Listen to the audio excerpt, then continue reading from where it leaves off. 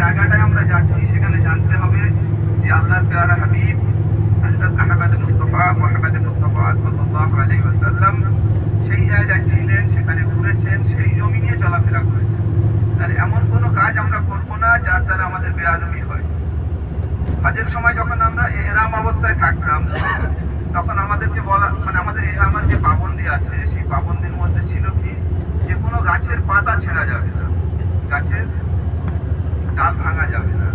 তো অনেক হাজি সাহেবরা ভুল করে আমরা হয়তো করে ফেলতাম যে নিম গাছ দেখবেন, নিম গাছগুলো কত সুন্দর, অনেকে করে ফেলেছে এরকম, তখন তাকে দম দিতে হবে, গাছের পাতা ছিঁড়লে দম দিতে, কারণ সেই সময় এহরাম অবস্থায় থাকতে হতো, অনেক নিষেধাজ্ঞা মেনে চলতে।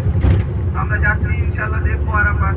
এবার আরাফাতে ওখানে মাগরিব পর্যন্ত অবস্থান করার পরে যখন মাগরিবের সময়টা অতিবাহিত হয়ে যাবে তখন ওখান থেকে সবাইকে আমাদের মুজদালিফায় চলে আসতে হয়। মুজদালিফায় খোলা আকাশের নিচে সবাইকে আমাদের সারা রাত ওখানে থাকতে হবে।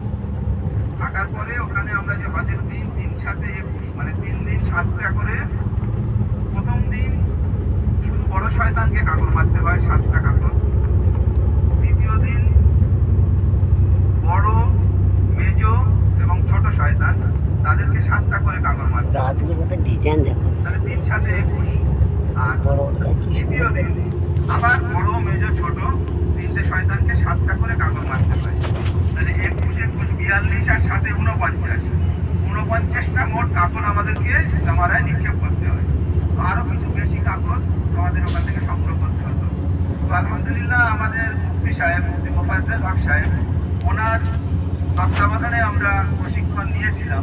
তো উনি আমাদেরকে খুব সুন্দরভাবে, পুঙ্খানুপুঙ্খভাবে ওনার যেসব ট্রেনার ছিলেন তাদের দিয়ে আমাদের এই সম্বন্ধে জানিয়েছিলেন, এবং এর দ্বারা আমরা খুবই উপকৃত হয়েছিলাম। অন্য যেসব হাজিরা আসতেন ওনারা কিন্তু পুরো জিনিসটা সম্পর্কে ওয়াকিবহাল ছিলেন না, তারা জানতেন না কিভাবে করতে হয়, তারা অনেক ভুল ত্রুটি করে ফেলতেন। কিন্তু আমাদের মুফতি সাহেব যে ট্রেনিংটা দেন এতে আমরা অনেক উপকৃত হয়েছি।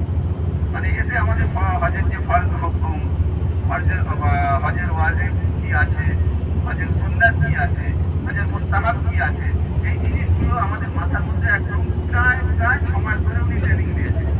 ট্রেনিং দিয়ে আমাদেরকে রপ্ত করিয়ে দিয়েছে। তবে অনেক ক্ষেত্রে এমনও হয় যে দেখা যায় যে আবেগ একটা কাজ, সেই আবেগে পড়ে মানুষ কিন্তু যখন আল্লাহ বাইতুল্লাহ আসে